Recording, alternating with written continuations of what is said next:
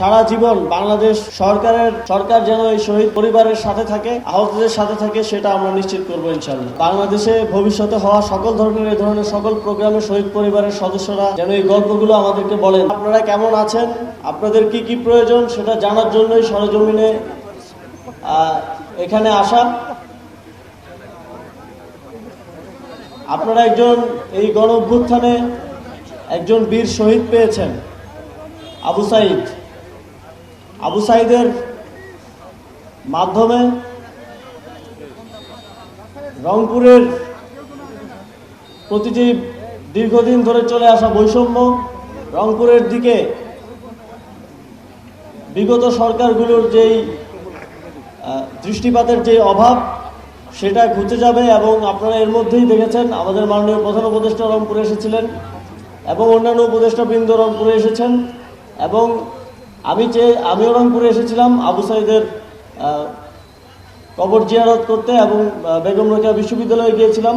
কিন্তু আমি চেয়েছি যে অন্যান্য উপজেলাগুলো একটু ঘুরে দেখা এবং আপনাদের যে উন্নয়ন কার্যক্রমগুলো প্রয়োজন, আপনাদের যে দীর্ঘদিনের উন্নয়নের বৈষম্য রয়েছে, সেগুলো নিরসনে যেন আমি স্থানীয় সরকার মন্ত্রণালয় থেকে যথাযথভাবে উদ্যোগ নিতে পারি, সেজন্য একদম সরেজমিনে ঘুরে দেখার জন্যই আজকে রংপুরে আসা। আপনারা আপনাদের দাবিগুলো আপনাদের প্রতিনিধিরা জানিয়েছেন, আমরা সেগুলো শুনেছি, সেগুলো এবং নোট করেছি। সেগুলো বাস্তবায়নের জন্য যথাযথ ব্যবস্থা নিতে স্থানীয় সরকার, পল্লী উন্নয়ন সমবায় মন্ত্রণালয় থেকে আমি আমার যতটুকু সাধ্য আছে সেখান থেকে কাজ করে যাব। আপনারা এখানে শহীদ পরিবারের পক্ষ থেকে কথা শুনেছেন। আমরা চাই বাংলাদেশে ভবিষ্যতে হওয়া সকল ধরনের এই ধরনের সকল প্রোগ্রামে শহীদ পরিবারের সদস্যরা যেন এই গল্পগুলো আমাদেরকে বলেন, যাতে করে আমরা ২৪-এর গণ অভ্যুত্থানের যে শহীদ, একটা নতুন বাংলাদেশ গড়ার প্রত্যয় নিয়ে যারা জীবন দিয়েছেন, যারা আহত হয়েছেন, তাদেরকে ভুলে না যাই এবং তাদেরকে স্মরণে রাখার মধ্য দিয়ে সেই নতুন বাংলাদেশ গড়ার প্রত্যয়ে যেন ভবিষ্যতে কাজ করতে পারি, সেই প্রত্যাশা আমার থাকবে।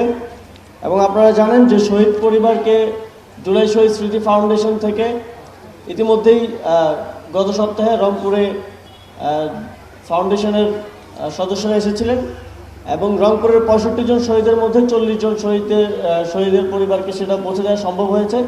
বাকিদের সাথে জেলা প্রশাসন, উপজেলা প্রশাসনের মাধ্যমে বাকিদেরকেও সেই সহায়তা পৌঁছে দেওয়া হবে। এবং আপনারা জানেন সরকারের পক্ষ থেকেও প্রতিটি শহীদ পরিবারকে ৩০ লক্ষ টাকা করে ক্ষতিপূরণ দেওয়ার ঘোষণা দেওয়া হয়েছে এবং অতি দ্রুতই সেটা বাস্তবায়ন করা হবে। এবং শুধু তাই নয়, এছাড়াও কর্মসংস্থান সহ সারা জীবন বাংলাদেশ সরকার যেন এই শহীদ পরিবারের সাথে থাকে, আহতদের সাথে থাকে, সেটা আমরা নিশ্চিত করবো ইনশাআল্লাহ। এখানে একটা ব্রিজের দাবি এসেছে সবার দিক থেকেই।